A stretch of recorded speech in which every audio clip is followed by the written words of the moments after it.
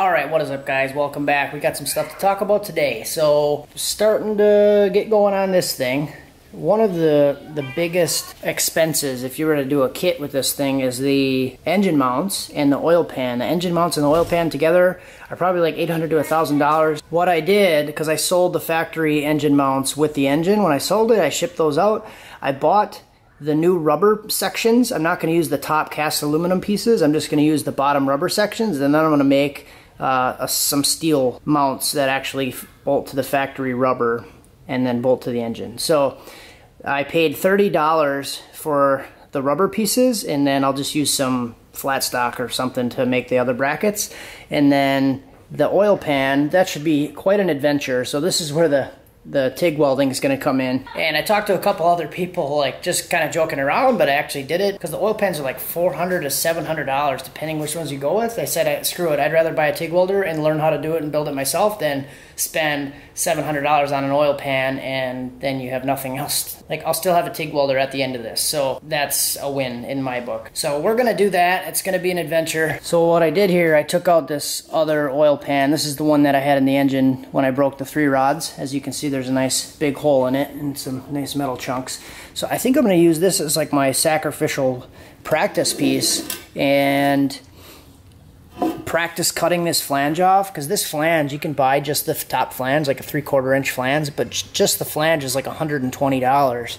So what I'm going to do here is practice on this piece, and I'm going to practice cutting this flange off, and then might even try to clean this up and actually do some practice welding with this. But I measured the thickness of that section, and it's 3/16. So I went on eBay and bought a 2 foot by 3 foot section of 3/16 flat aluminum plate, and it was 90 bucks. So that sheet was a 24 by 36 inch sheet. Probably only use less than a third of it, and so my cost on that might be like $30 to build this whole pan if it works out, plus the filler rod and all the other stuff that I needed to actually build it.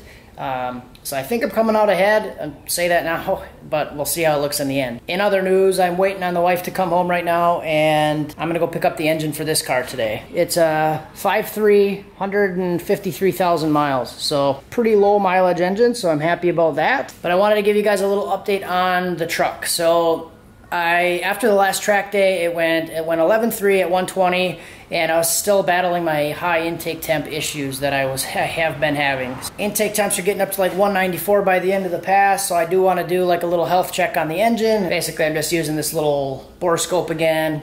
Some of you guys probably saw this in the last video. This thing works pretty good. Just going to go through all the driver's side pistons and check them, make sure that there's no issues, no pitting or melting or anything weird going on. I am running E85, so that helps a lot, but I just want to check it and make sure everything's good. Alright, so here's the inside of cylinder number 1.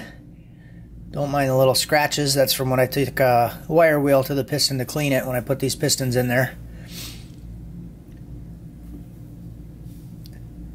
Now we're going to go inside number 3. This one looks okay also. But there was one little spot that I was kind of looking at, this little white spot here. Looked a little light. I think maybe it was starting to come apart, or I don't know. It doesn't look like it's chunks missing or anything, but it was hot. Maybe it was hot, I don't know. Or maybe it's nothing, just looks weird. This is number 5. Here you can see the valve open a little bit. The piston, again, looks pretty good. You can still see some of the cross hatching on the cylinder walls. This borescope is really cool. I really like having this thing. 24 bucks, not bad. But what I did notice here on the cylinder wall is there's some, looks like some scoring, vertical scoring. So I didn't really like that, but probably some skirt scuffing or some happy jizz jazz. What channel is that from? Better than that, top of the piston looks okay. Nothing that I'm really too concerned about. This is number 5. This is the one that broke last time. Number 5 and 7 both broke last time. And let's check out number 7. So number 7's notorious for leaning out. And again, we can see some vertical scoring on the cylinder wall, but the piston, top of the piston looks okay. As much as I can see in there.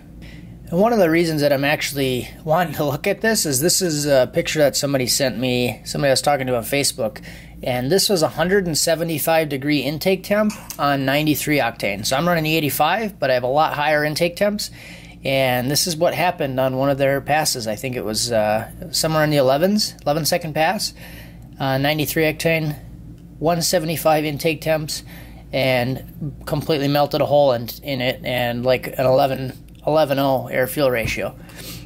So that's why I wanted to check and just make sure that there wasn't anything obvious that would make me not want to run it again before I fixed it or changed anything. So, but I do still want to work on getting the temps down.